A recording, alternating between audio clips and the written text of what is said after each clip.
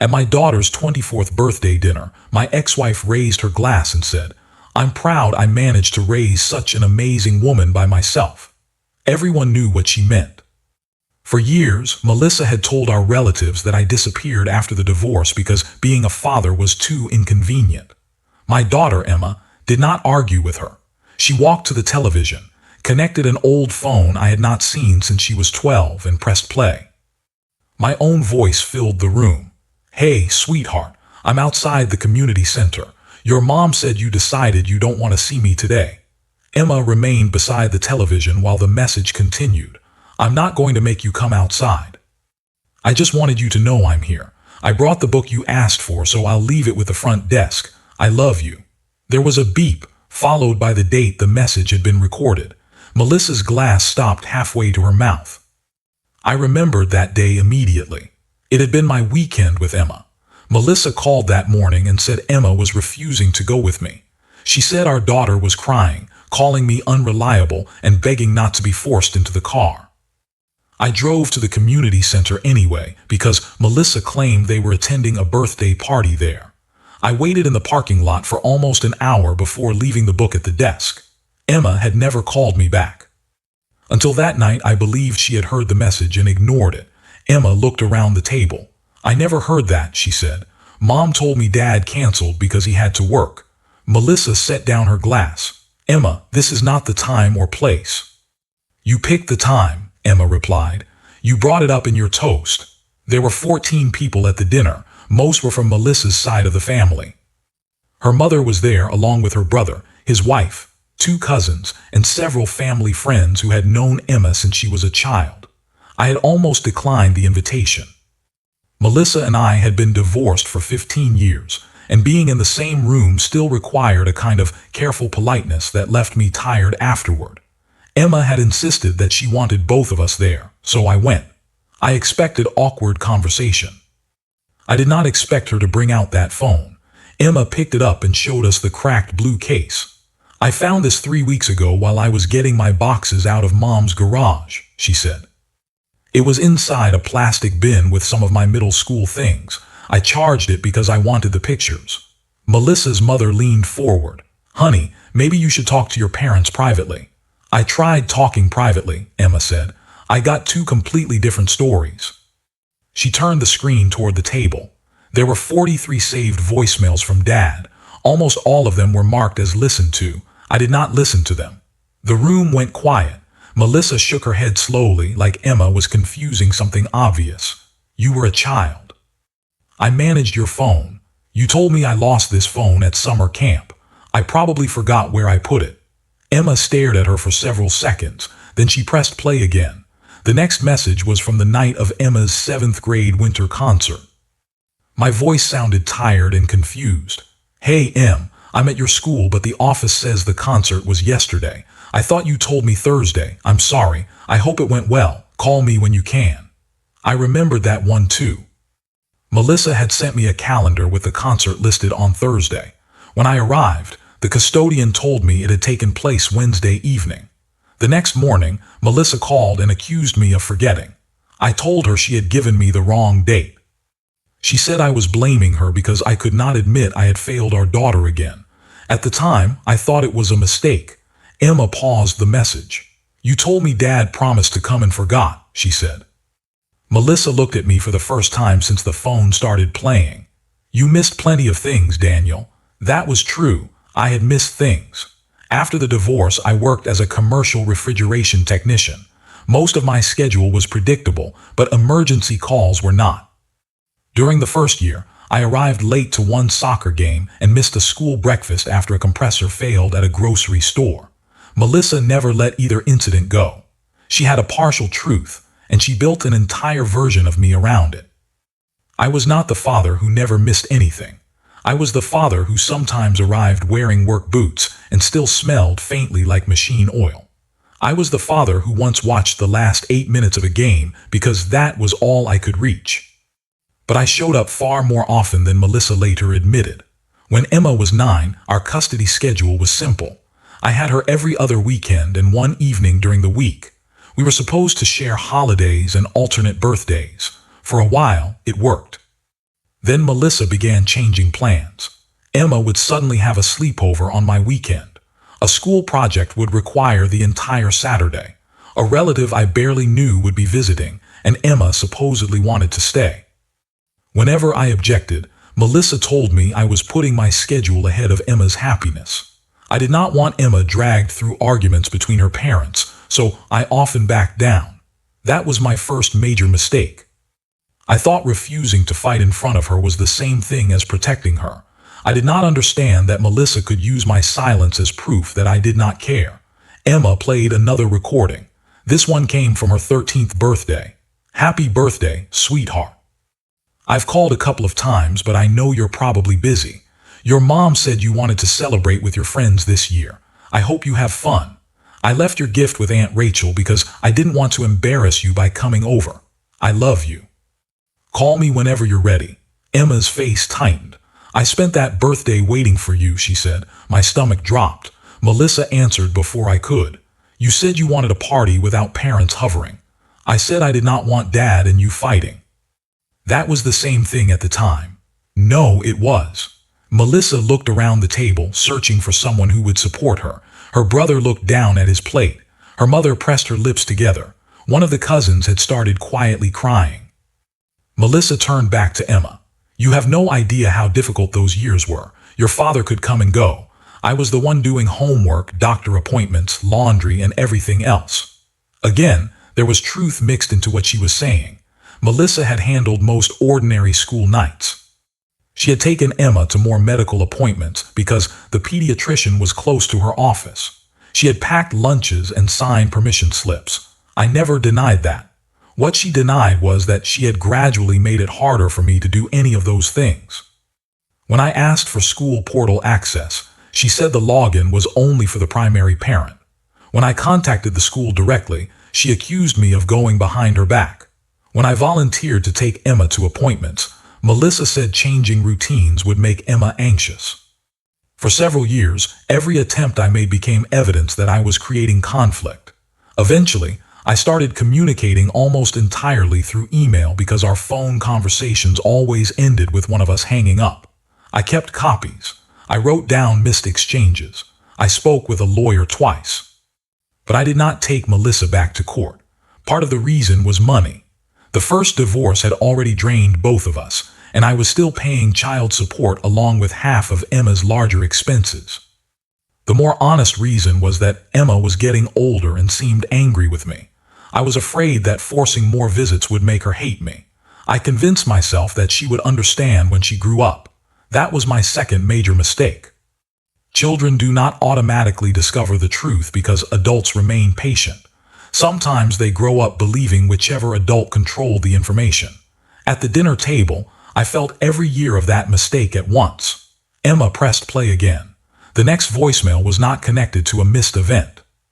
It was from a random Tuesday afternoon. Hey, Em, your mom says you don't want me calling during the week anymore. I'm going to respect that, but I need you to know the door is always open. You never have to choose between us. I love you.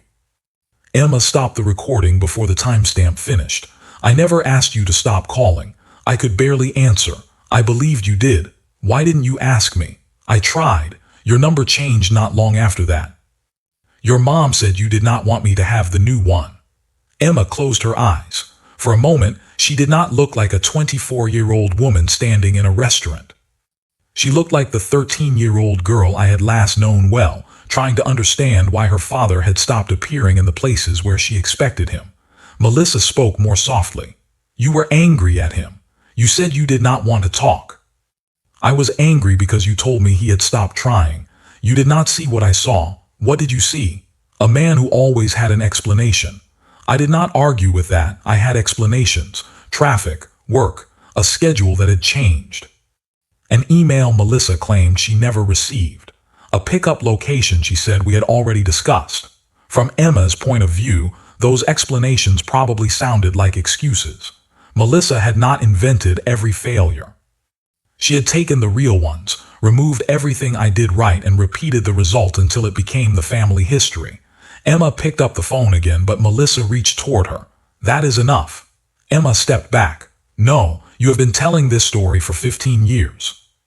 I was protecting you. From what? From being disappointed every time he did not come through. Emma looked directly at her. So you prevented him from coming through?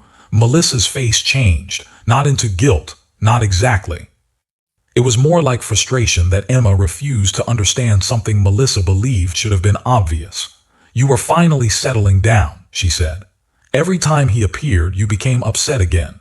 You would ask when you were going to his house. You would come back emotional. Then I had to put you back together. I had never heard her admit that much. Emma nodded slowly. So you decided it was better if I thought he did not want me.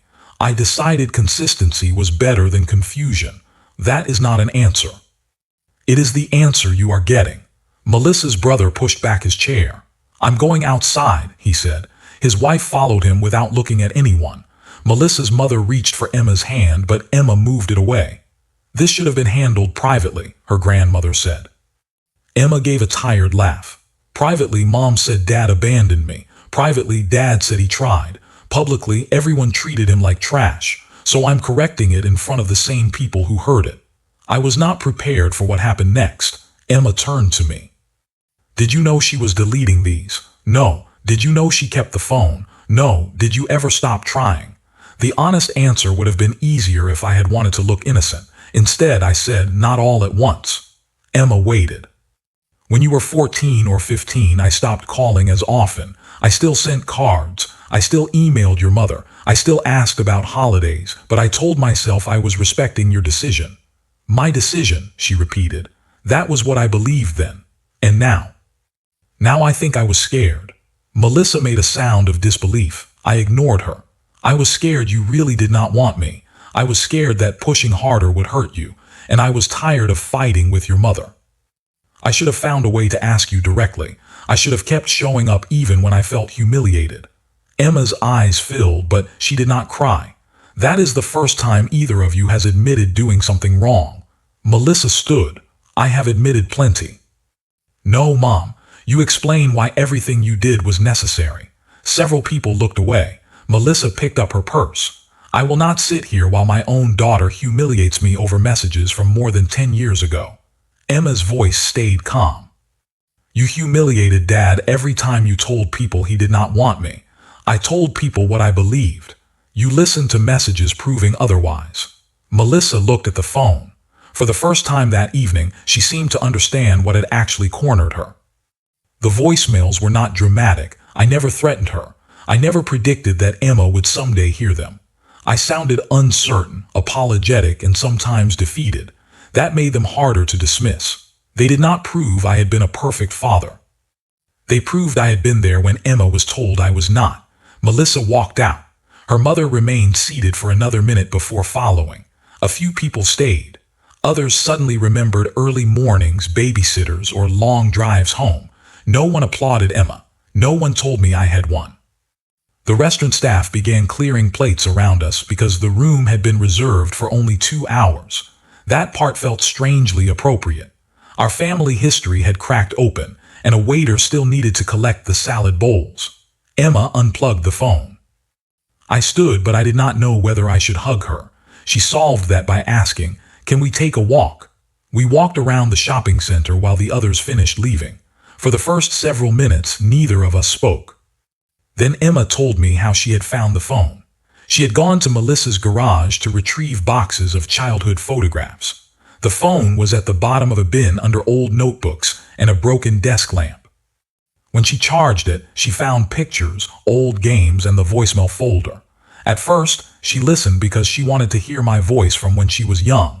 After the third message, she started writing down the dates. She remembered some of the events clearly. For others, she only remembered the version Melissa had told her. The concert message was the one that changed everything. Emma remembered standing behind the curtain, looking for me in the audience. Melissa had told her I promised to be there but chose work instead. I hated you that night, she said. I know. No, you don't. I decided I would stop caring whether you came. I thought that would hurt less. I looked at the pavement. I'm sorry. For missing it. For all of it. For believing silence was safer. For letting your mother speak for you. For not finding another way. Emma folded her arms against the cold. I am not ready to pretend we are close. I understand. I do not know you very well, I know. And those messages do not erase the years when you called less. No. She studied my face as if waiting for me to defend myself. I did not. Finally, she said, but I want to know what actually happened. So I told her what I could. I explained the canceled weekends, the changed phone number, and the emails Melissa had answered on her behalf. I also told her about the events I truly missed and the promises I had made too confidently. I did not show her my old records that night. I did not want our first honest conversation to become a trial where I presented exhibits and demanded a verdict. Emma had spent years being told which parent to believe. I did not want to replace Melissa's version with another version she was required to accept immediately. I told her I would answer anything she asked and I would show her whatever I still had. She nodded. Then she asked the question I had dreaded. Why did Mom do it? I don't know. You must have some idea. I think she was angry at me. I think she believed you were better off with one stable home. I think people praised her for raising you alone, and after a while that became part of how she saw herself. Do you think she hated you more than she loved me? No. Emma looked surprised. I think she loved you and still did something terrible to you. People can convince themselves that control is protection. That was the kindest explanation I could give without lying. I still do not know whether it was correct. For the next month, Emma did not speak to Melissa. Melissa contacted me 3 times. The first message said I should be ashamed for allowing Emma to ambush her. The second said Emma was emotionally unstable and needed both of us to calm her down. The third was shorter. Tell her I made mistakes, but I did what I thought was right. I replied once. You need to tell her yourself. I will not speak for her again. Melissa accused me of enjoying the situation. Part of me did feel vindicated. I would be lying if I said otherwise. For years, I had entered family gatherings knowing that people saw me as the man who walked away from his child. Some were polite, others barely bothered. Hearing the truth mattered, but watching Emma realize that much of her childhood anger had been built for her did not feel like victory. She had lost something too. She lost the simple belief that one parent had stayed and the other had left. The truth was messier. Her mother had manipulated her, and her father had eventually become too discouraged to keep pushing. Neither answer gave her those years back. Emma and I started meeting for breakfast every other Sunday. The first few were awkward. We talked about work, traffic, and restaurants. She told me about her job in graphic design. I told her about the refrigeration company I had started with a former coworker. Sometimes she asked about the past. Sometimes she did not. Once, she canceled 10 minutes before we were supposed to meet. My first reaction was fear that she had changed her mind about me. Then I remembered that adults cancel breakfast. She came the following week and apologized because she had been sick. That was when I realized how much the old pattern still controlled me too. Melissa and Emma eventually began speaking again, but their relationship changed. Emma would not let her mother explain my motives anymore. If Melissa said I had probably forgotten something, Emma called me directly. Melissa hated that. Some relatives thought Emma had been cruel to play the messages at her birthday. Her grandmother still believes the matter should have remained private. Melissa's brother apologized to me, though he admitted he had no idea what to say to his sister. Others simply stopped mentioning it. Families do that when the truth is too uncomfortable to fit into the roles everyone has been assigned. Emma kept the old phone. She had the voicemails copied somewhere safer, but she still stored the phone in her desk drawer.